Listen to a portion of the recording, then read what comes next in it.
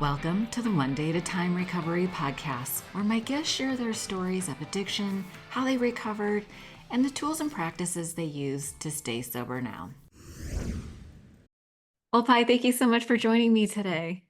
Oh, thank you, Arlina. I'm so happy to be here.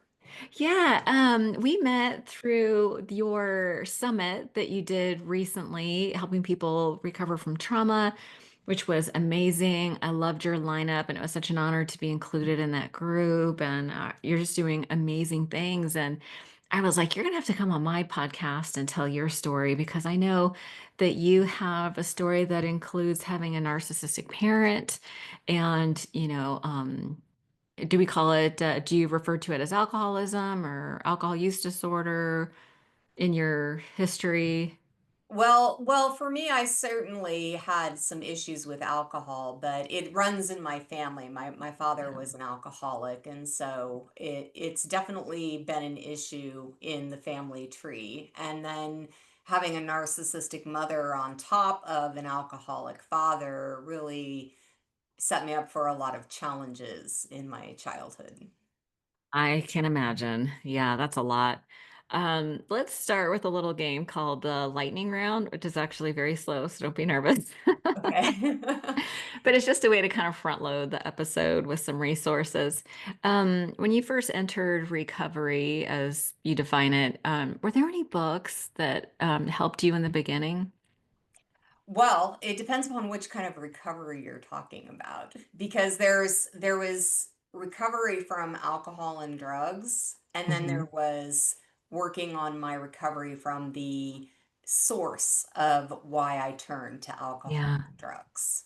Yeah, that's a very good distinction, right? We're talking about the symptoms and then we're talking about root cause. So let's start with the recovery from drugs and alcohol. What books helped you with that? Well, I was familiar with 12-step work. I had been to 12-step meetings previously in my life, so I did, revisit the principles of the 12-step program. And then I also read a book, and I'm totally blanking on the name, but he had a different approach to addiction, specifically alcohol addiction, and I'm totally Mm. spacing on his name. I ended up giving the book to my brother, who also struggles with alcohol, but in this book he talked about the addictive voice, and he talked Oh, about Alan Carr. I think that might have Yeah. been him, but he talked I about just interviewed somebody who mentioned Alan Carr's book and The Voice, and sort of by the end of this book, you're not even going to want to drink anymore. oh yeah, and it was true. It was true. It was a really, really good read, but I really resonated with the addictive voice because I've heard the addictive voice in my head Yeah. before. And so that really hit home for me. But Yeah. I think I think most of all, what really shifted for me was sort of my own wake-up call where I realized if I didn't change what I was doing, it was going to kill me. Yeah. And that was kind of soul-shaking enough. Yeah, I mean, a lot of us kind of reach that point of having like that moment of clarity of like, if I don't quit doing this, it's gonna not end well for Yeah. sure. Yeah, those are good. Yeah. What about recovery from root cause issues? Oh, root cause What issues. kind Yeah. of books helped you there? Well, I started to investigate childhood trauma and how, what happens with childhood trauma and how it impacts children and why they have certain tendencies and behaviors that they do. And I just found myself, checking off all of the boxes. Melody Beatty, who wrote all of the codependency books. Codependent no more. Yeah, she wrote several of them, but I mean, I could identify through and through that I was thoroughly codependent. Of Yeah. course, I was because Mhm. of my childhood, but I really didn't see the extent of it. And what I didn't realize was that the drinking and the drugs were a solution to a deeper problem. Yeah. And they did work until they really didn't. They there were temporary fixes, there were band-aids, but they eventually became more. detrimental to my overall well-being than helping. And Yeah. that was when I realized, you know, if I really want to get well, I've got to get really to the root of why I have this need to escape from myself. Yeah. Yeah, that need to escape like self or the present moment or the feelings of loneliness or whatever it is. It's the escape from that that becomes that's really like the driving force. Yeah. Um, if you look back on your recovery, do you have like a go-to mantra or is there like a cliche or idea that has really helped you get through the hard times? Well, I do often remind myself that I'm safe. I Mm, do need to remind myself that I'm safe. And usually it's a process of like, first, I notice that I'm having some sort of activation, trigger, feeling, sensation in my body. And if I practice breathing through that and I remind myself I'm safe.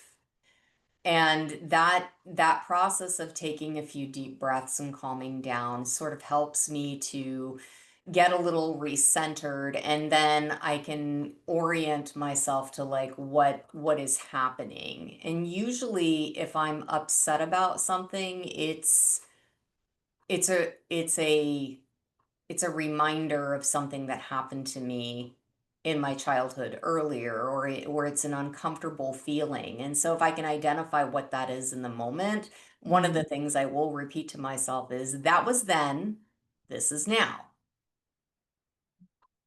Yeah, I love that. Yeah, they say if a reaction is hysterical, it's historical. Mhm. Yeah. Hysterical is a little sometimes not a fair statement, but yeah, whenever I have a reaction that's disproportionate to the situation, that sometimes I just get triggered, that fear, that unresolved pain from the past gets triggered. And yeah, it's important to have a practice to be able to get grounded. And, I tell people not to shy away from being triggered because that's how we heal it. It's got to come up in order to come out.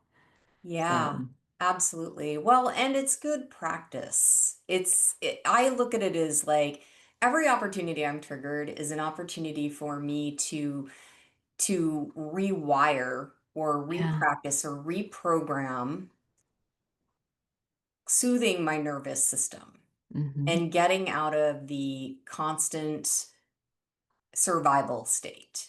Because Right. I lived that my whole childhood. I was either in high alert survival state or I was disassociated, one or the other. And so I really get to watch myself now when I have those feelings and I'm triggered. It's like I first thing I've got to do is soothe my nervous system, and I also need to notice if I want to disassociate, if I Hmm. want to just check out of my body, check out of the situation, float away, disappear, not Yeah. really be present, and just reminding myself that I'm safe. I can stay in my body. I can stay here. I can Hmm. breathe through this. I'm not going to die. Nobody's going to hurt me because I'm a grown up now. Yeah. But, when I was a kid, I really was at the mercy of my parents. Yeah. Yeah, we really are. Yeah, that's good. That's a good practice. What does your self-care routine look like? Is it a daily practice? Is it weekly? What does that look like for you?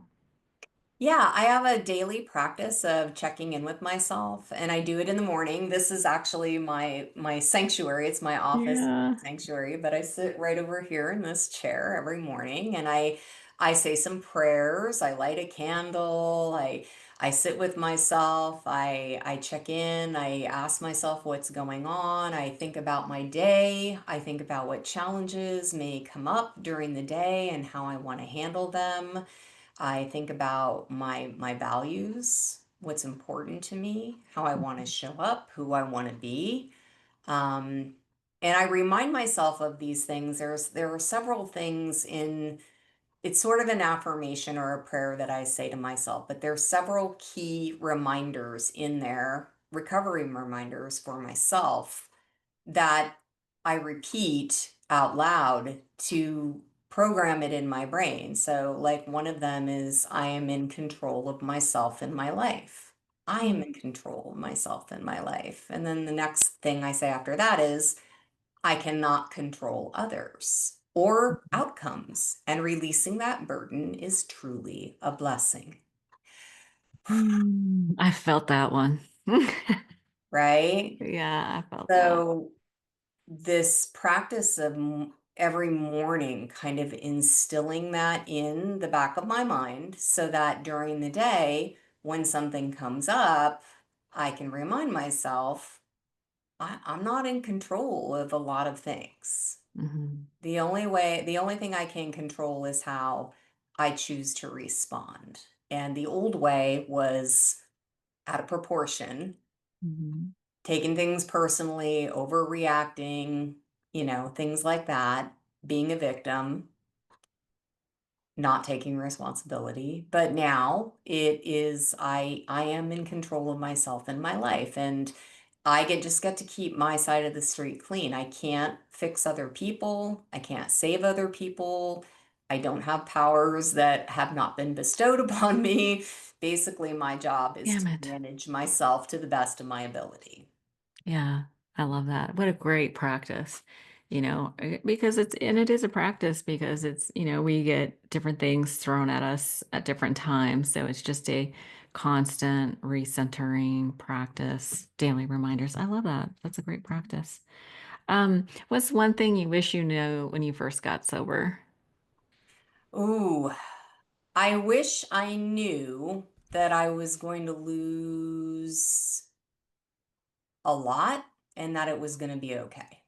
Lose what? What kind of stuff did you lose? I lost a lot.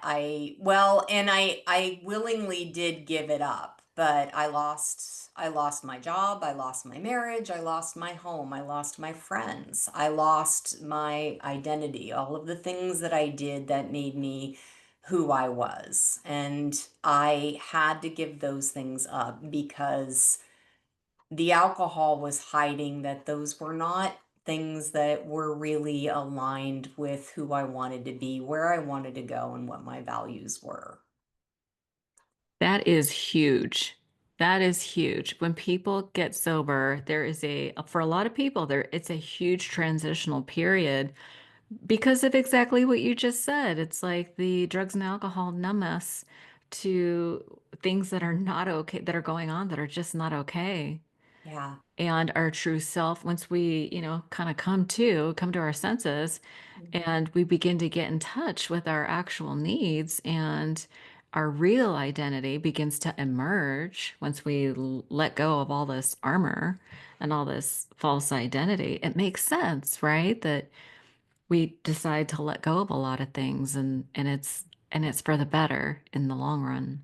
Yeah, yeah, it is. But I was so afraid to let go of those things. And so Yeah, I think that was part of the reason, that was part of the reason of my me kind of pushing that recovery away. The fear of the unknown, right? And the fear of 100%. what would happen. And I had this big story in my head about all, how awful it was going to be. I mean, my whole thing was like, I'm going to end up homeless on the street. I'm going to be a bag lady if, if all of these things come to pass. Yeah. It's game over for me. And it wasn't, but it had to be it was this process. I just had to dive in. I had to just dive into recovery, and it didn't change overnight.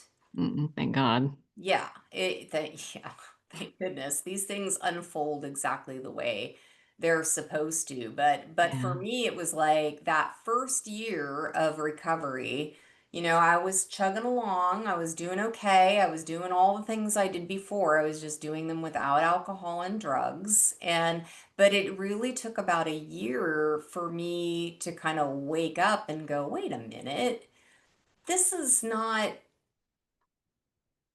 I don't really, this isn't, no, no, this isn't working. This is crazy. Why do I keep, why am I still doing these things? I don't want to do them anymore. And the part of me that was afraid to change is like, well, if you change that, then what'll happen? But it did take about a year, and then I finally just started to accept, like, I remember writing, Arlene, I remember writing in my journal, I need new friends because I just didn't resonate with my friends anymore. All my friends were Yeah. drinking, staying out late, doing stupid things, saying stupid stuff. It was the same old thing over and over and over again. And after a Yeah. while, I'm like, ah, Yeah. I'm like, but they're good people. They're good people. I love them. They have a lot of good qualities, but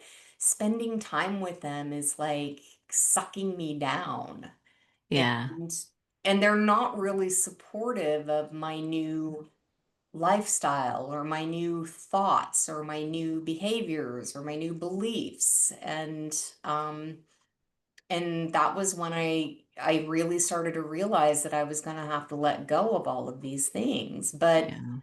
somewhere along the way, I had started listening to coaches and starting to listen to more positive influence. And Mhm. I remember a coach saying, if you want your life to change, you've got to be willing to let go of what's holding you back. Ooh. And you can't bring a Mercedes home and put it in the driveway if it's got an old broken down jalopy sitting there. So I just decided, I was like, okay, I'm gonna distance myself from these things and these people and these situations that no longer resonate with me. And I am going to open up to more positive people, more positive influences, new opportunities, new possibilities. And sure enough, within a month or two, I began to meet new people. I began to sign up for new things. I hired a coach. I started traveling. I started going to workshops, started meeting people. And that just opened up so much for me. Yeah. That's amazing. Yeah, we have to make space, right, for the things that we do want. And so if like your hands are full, it's hard to receive, right? Yeah. That's beautiful. Let's talk a little bit about kind of how we got here. And I always love to start with the family of origin. It sounds like it's juicy because I think there are so many people who I feel like this idea of the narcissist, is like an idea that has really grabbed the attention of people. I see it all over social media. I would say probably within the last 5 years at the most. It wasn't really part of like the mainstream lexicon the way it is now, especially in like sober communities. So, you can share as much or as little as you want, but what was it like growing up with an alcoholic father and a narcissistic mother? Do you have siblings? I do. I do. I have a brother. He's 3 years younger than me. Mhm. And he and I had a very different experience. He was the boy and the younger one, and I was the girl and I was the oldest. So I was supposed to know better and I'll do a lot of adult things, a lot of things that weren't really my responsibility, and I was supposed to do them without being taught how to do them. I was just supposed to know. And Yeah. and I remember, you know, my childhood was very, well, there's a lot that I don't remember too because of the disassociating. There are big, big gaps in my memory about my childhood, but my parents sort of lived separate lives. My father worked, he came home, he drank, he watched TV, he'd kind of go to bed. He didn't spend a lot of time with us. As children, we were annoying and inconvenient. And my mother was sort of the same way. We were annoying and inconvenient.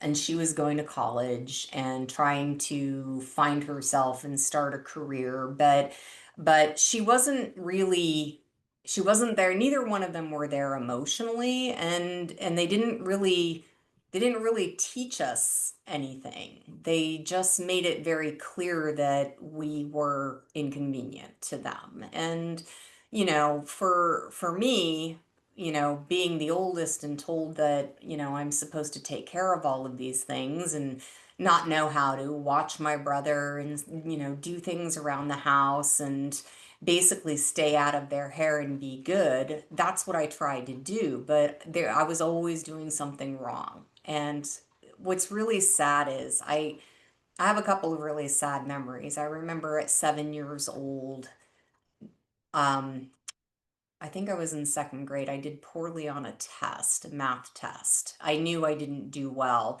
And I was so terrified that my parents were going to be angry with me. And I just turned it all on myself. And I said, I hate myself. And I took out a pen and paper. I just started writing, I hate myself. I hate myself. I hate myself. I hate myself. I hate myself. And we had a film. This is back in the day when we actually had film projectors. And the teacher kind of came by and she looked over my shoulder. She saw what I had wrote and she pulled me out of the classroom. She was asking me if I was okay, and I didn't want to talk to her about it. And I just remember that experience. Nothing really came of that, but I remembered that now. And I thought, wow, 7 years old. And I was Yeah. already blaming myself for what was going on in my family and taking on a responsibility for my parents, well-being, their emotional state, whatever that was. And so looking back on that now, I have a lot of empathy for that younger version of me. And I can see, it's like sometimes I look at that as like the day I put a spell on myself, like a magic spell, Mm. just like my affirmations today, that affirmation back then sort of set the trajectory for my life experiences later, which Yeah. weren't good until I started changing that self-talk. Yeah, that is so brutal. I had a similar experience young. It's almost like, hating the self, the self-blame. It's like wanting to just shut down and be invisible. And yeah, it was interesting the way you phrased that. You said nothing came of it, but it sounded to me like when I went had that similar experience, I tried to shut all my feeling like I hated my feelings, Mhm. right? And I just wanted to shut them all down. I didn't have a way to process and I just can't imagine how, I mean, that is so sad at 7 years old. Yeah. Yeah, it was really sad. And Yeah. I didn't have anybody else. I didn't have a grandmother or a neighbor Yeah. or even really a teacher. I had literally nobody. And I Yeah. think maybe a year or two later, I remember another incident where we were all queued up for class. We had to wait in line to go to the next class, and a boy in line turned around and he asked me, and he was all excited. He's just like, if you could have anything you wanted in the whole world, what would it be? And I just looked at him and I said, to get through one day without my parents yelling at me. Oh my God. And I just remember his face just dropping in shock, like totally unexpected. But that Yeah. was true. Yeah. For me, that was true. That was what I wanted more than anything else. And that's also like really sad. Yeah. The contrast of his excitement and you're just needing, a ripcord to get out of that because you don't have any way to process those kinds of feelings. So when you were growing up, you were just yelled at a lot and, made to feel like you were failing and you were guilty and wrong and that whole thing. Oh yeah. And my father, he drank a lot. He said a lot of cruel things. Um, got inappropriate as I started to become a young woman Mm. and very embarrassing. Mm. Um, my mother began to see me as competition for Oh my male God. attention. So she would ridicule me and do everything that she could to tear me down so that I didn't draw attention away from her. Brutal. So is that what is a narcissistic parent as you understand it? Well, there are different ways narcissism shows up. I think there's there are several different ways, and I've had people explain it like, the six different kinds of narcissists, and that's a lot. I think you could probably generalize it to two different kinds. There's the overt grandiose narcissist who needs to be the center of attention, who needs to be the life of the party, who is very captivating, very charming. Um, that's the I think that's the narcissist that most people are familiar with. My mother was that kind of narcissist. She loved to be the center of attention. She was very charming. People gave her lots of attention. All my friends thought she was so cool. They would say to me, "Oh, you're so lucky. You have such a cool mom." And I'm like, you don't understand. You're just seeing the side of her. You're not seeing who she really is. So it's Yeah. a Jekyll and Hyde kind of thing. And it Mm. is all about the external validation and about being in control and feeling superior, more Okay. superior than other people.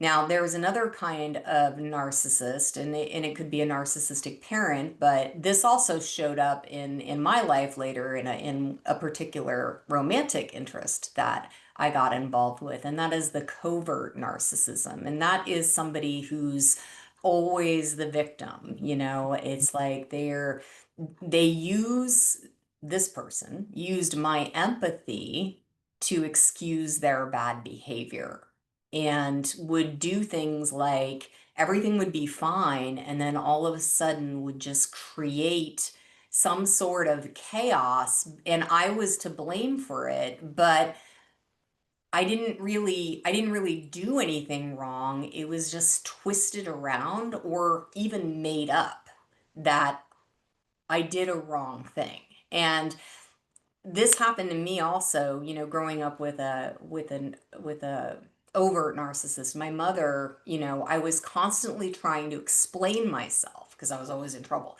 So I was Okay. constantly trying to explain and defend myself. So later in life, in this flip narcissistic relationship, when I'd get accused of things I didn't do, of course I did what I always did. I would jump to my defense and I would try to defend myself, and I would get emotional about it because it was triggering that old, nobody believes me, nobody's listening to me, this isn't fair. And then it was turned on me like, look at how out of control you are. Look at how, I've got to deal with your drama now. And, it was just all flipped. Everything, the Yeah. script just got flipped over and over and over again. And I'm like, oh my gosh, this is just like my childhood. I can't win.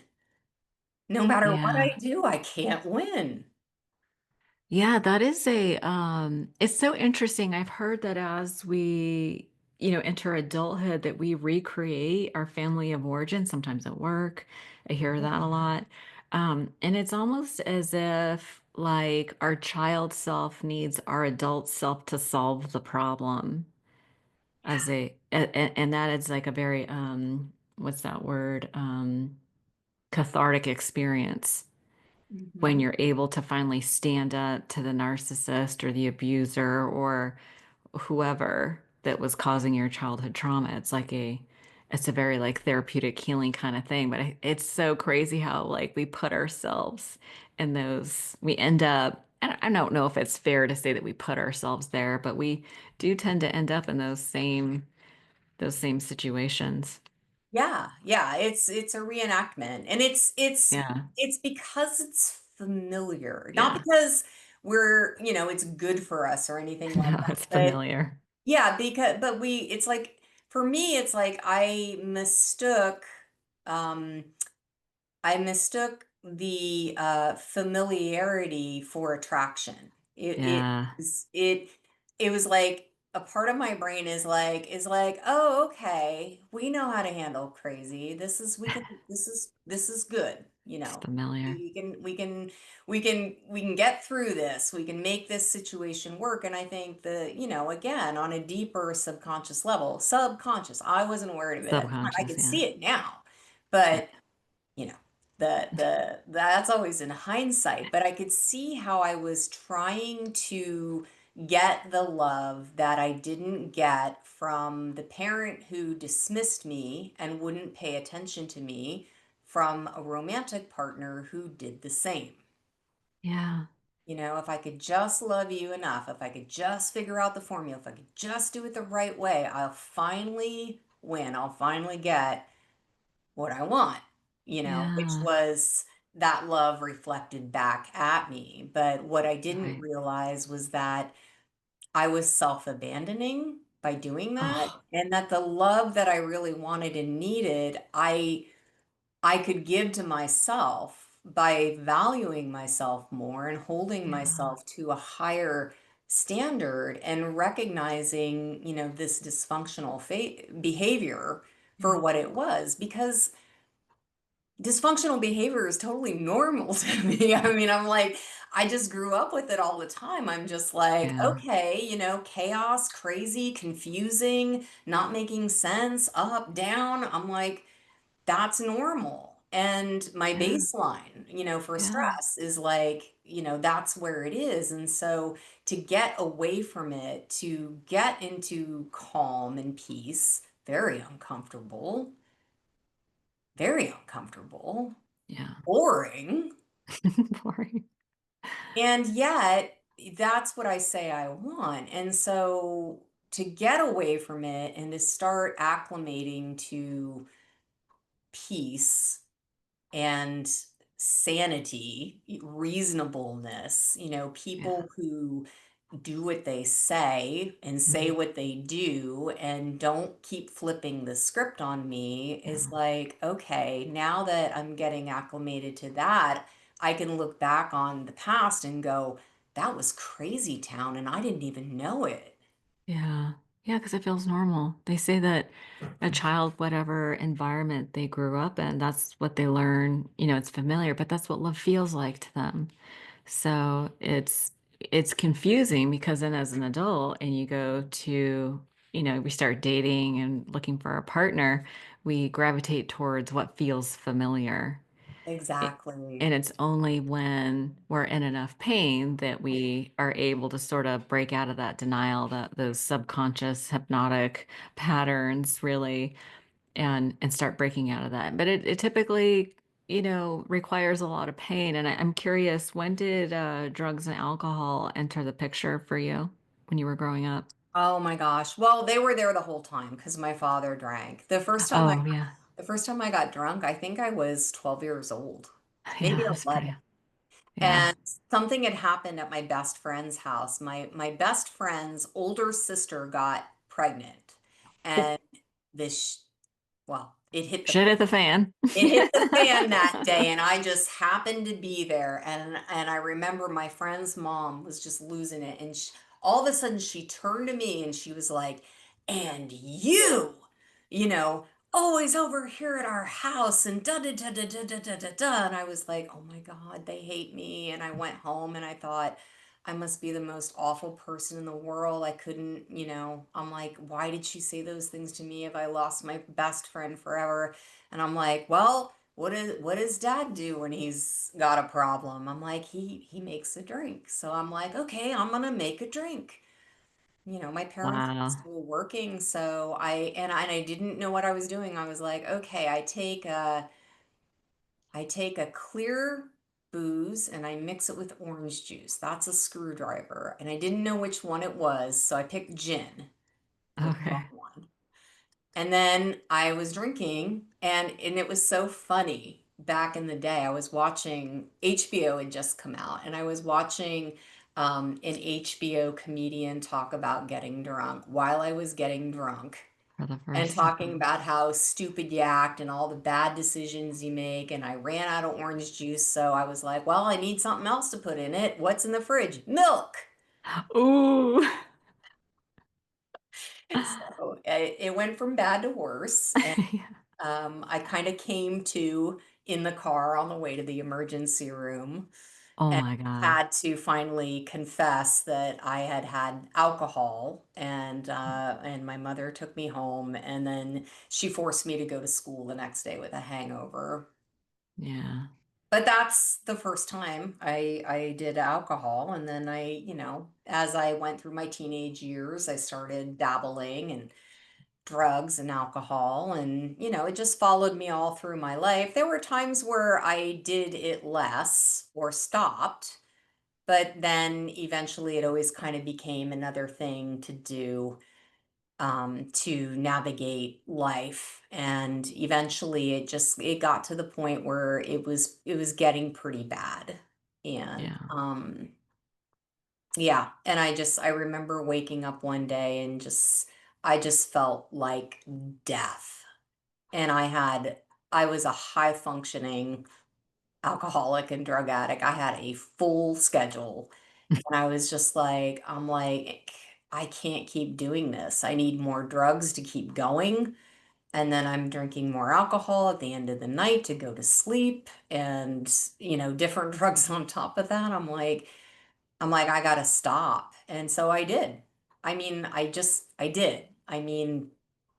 It's crazy to go cold turkey. I know a lot of people can't do it, but that's what I did. It happens. That's what Yeah. I did because I was like, I'm not going to keep going. I knew where it was going. I'm like, I'm going to end Yeah. up dead. I'm going to get in a car accident. I'm going to hurt somebody. I'm going to make a terrible mistake.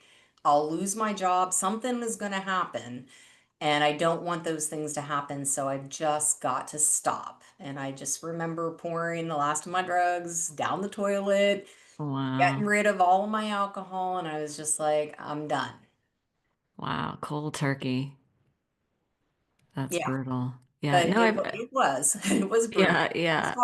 hard. Listen, it's not that common, but it happens. It happens, like they call it spontaneous sobriety, or people just reach that point where they just decide to stop. This idea of rock bottom, the high functioning, especially if you were forced to be self-reliant and like an overachiever, I feel like those people have a tendency to more often stop spontaneously. And I get that it wasn't easy. It sounds like you hired a coach. What were some of the things you did to support your sobriety once you made the decision? Oh yeah. Well, I didn't hire a coach until about a year later into my sobriety, but the way I Mhm. supported my sobriety was I limited my time around people who drank, and I was just very steadfast that I just didn't have it around me. So I didn't have it in my home. And I stopped going to the bars.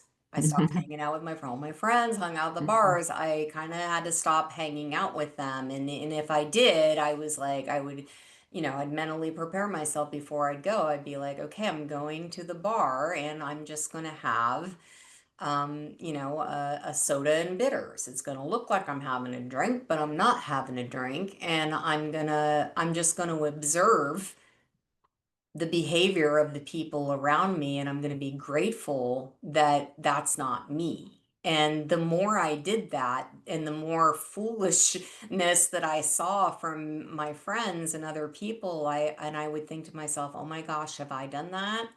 Oh my gosh, have I said that? Oh my gosh, oh my gosh, oh my gosh." And that really helped me to not want to do it because I could see people losing control of It themselves. is not cute.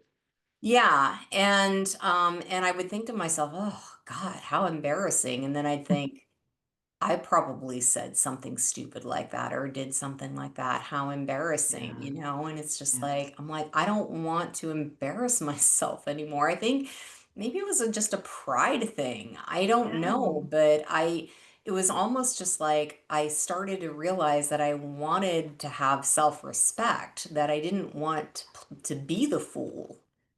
Yeah. So was it like a fear of humiliation as a deterrent? Yeah, yeah. Yeah, I Yeah. think so. I mean, that is, they say that there is a proper use for fear. There's a reason why we have it, right? Well, yeah. And I think, that fear that's instilled in us, probably goes back to caveman days, tribal Right. days. It's like getting ostracized from the tribe or, Yeah. exiled from the tribe. It was like, well, the tribe I was with, it was sort of like they didn't really take that kind of thing seriously because they were all doing it, but I was looking at them. I'm like, here's this tribe that I'm identifying with, the misfit tribe, so to speak, Yeah. because that's how I saw myself. And then Yeah. I'm like, over here are happy, healthy, successful people. So where's the difference? Like, where's that gap? What's in that gap there? And it's like, well, they value themselves more, and then they make choices and they behave, more in alignment of like how they want to live their lives. And if I don't want this anymore, what do I want? And so, Mhm. and it's not like I made like a big jump. It was sort of like, well, I want to feel better about myself. And yes, I do want more opportunities. I do want more choices. I don't want to keep doing what I've been doing because I've been doing it and it's going nowhere Yeah. except down a road where I could see I'm gonna have a lot of regrets. Yeah. I'm Yeah. getting Fear of older, regret. it's like this is my life. It's like, where am I gonna be in 10 years? And I was seeing that happen to my friends. I'm like, some of them were Oh, dying from drug abuse, dying from alcoholism. Some of them I look at pictures of them, I'm like, you look 10 years older than you did 2 years ago. yeah. Yeah, alcohol and drugs are not kind to the face. That is for sure. That's such a great question, though. What do I want? Right? Like you can see where the path is heading. Your friends are demonstrating like the other options. And, we do have to at some point come to this conclusion of like, what is it that I want? And I think everybody wants to feel better. Everybody wants to have better opportunities, more opportunities, and, design a life that we feel really good about and can have pride in. I think that is so important. Um, I'm noticing the time. What other things really support what maybe practices or addressing root cause of healing the narcissistic abuse from a parent? That's really core issue healing. What were some of the tools or methodologies you used to heal that trauma? Yeah, that's a really good question. I think, one of the most important things that I learned how to do, and there's I don't know, there's certain different ways that I learned how to do this, but learning how to reparent myself Hmm.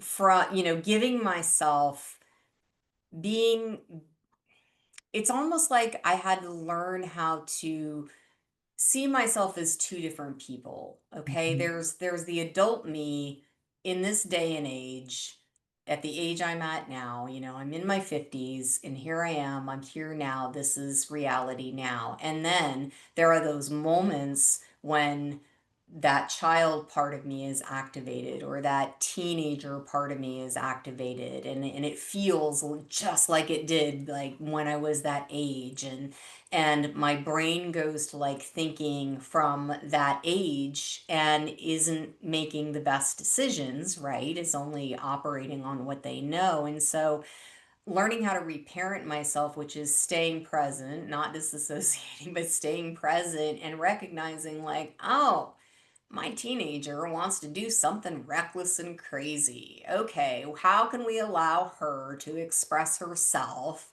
and do something kind of bold and nuts that isn't going to cause her harm, right? Hmm. Or my child self, which is like, oh, not, there's a part of me that is scared and wants to hide under the covers today and doesn't want to show up because they're afraid of what other people are going to think. And it's like, okay, well, how can I help that part of me, you know, soothe that part of me and remind that part of me that there's nothing wrong with me, that I'm okay.